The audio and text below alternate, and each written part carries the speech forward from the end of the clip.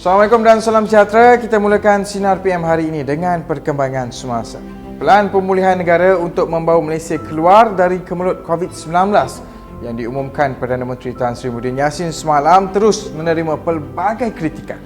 Ketua Angkatan Muda PKR Akmal Nasrullah Muhammad Nasir menyifatkan pelan berkenaan sebagai wayang kerana baru diumumkan walaupun hampir setengah tahun negara sudah melaksanakan darurat.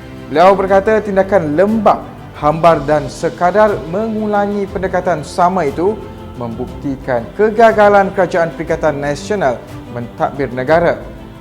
Sementara itu, Ahli Majlis Kerja Tertinggi UMNO, Datuk Dr. Muhammad Muazzar Kashi pula berkata pelan pemulihan berkenaan sebagai taktik masa untuk memanjangkan tempoh hayat kerajaan dengan mengumumkan pelan pemulihan negara secara empat fasa.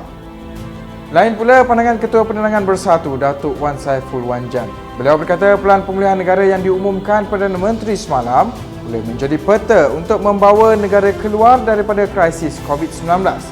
Beliau berkata pelan pemulihan itu menunjukkan kerajaan amat prihatin dengan cabaran dihadapi rakyat dan menunjukkan betapa Kerajaan Perikatan Nasional sentiasa istiqamah dalam mempertahankan konsep demokrasi berparlimen dan raja berpelanggan.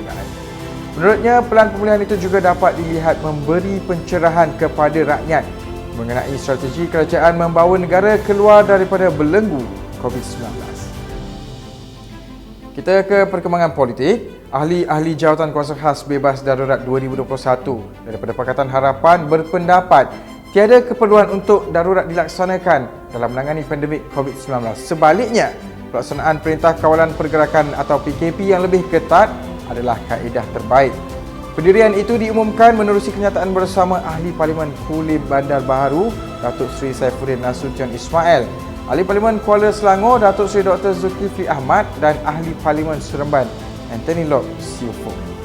Ketiga-tiga pemimpin PH itu turut menggesa agar persidangan Parlimen harus segera diadakan sebagai mekanisme semak dan imbang bertepatan dengan prinsip demokrasi berparlimen. Dalam pada itu, kenyataan tersebut turut mendedahkan Jawatan Kuasa Khas Bebas Darurat masih belum memuktamadkan keputusan berhubung tempoh melanjutkan atau menamatkan darurat untuk dipersembahkan kepada Yang di-Pertuan Agong. Perkembangan seterusnya, Gabungan Pertubuhan Bukan Kerajaan NGO Melayu dan Islam menggesa kerajaan melaksanakan moratorium automatik tanpa syarat ke atas semua jenis pinjaman sehingga hujung Disember ini atau sehingga negara berjaya mencapai imuniti kelompok. Koordinator gabungan itu, Ahmad Yazid Osman berkata moratorium tersebut merupakan langkah minima kerajaan dalam membantu rakyat yang terkesan akibat pandemik COVID-19. Beliau berkata kerajaan perlu memperluaskan moratorium pinjaman tersebut termasuk sektor peminjam berlesen dan penjualan secara kredit, bayaran sewaan, lesen perniagaan dan lesen PBT selama tempoh moratorium tersebut berkuat kuasa. Selain itu, Ahmad Yazid turut meminta kerajaan memberi bantuan sara hidup RM1,200 sebulan untuk tempoh 6 bulan kepada mereka yang berpendapatan RM5,000 dan ke bawah. Kita beralih ke perkembangan berita sukan. Penyerang Portugal Cristiano Ronaldo terus menjadi nadi buat pasukan kebangsaannya selepas meledak 2 gol dalam kemenangan 3-0 ke atas Hungary dalam aksi Euro 2020 di Puskas Arena pada awal pagi Rabu. 2 gol tersebut sekaligus menyaksikan Ronaldo bergelar penjaring terbanyak sepanjang zaman dalam sejarah kejohanan Eropah dengan merekodkan 11 gol.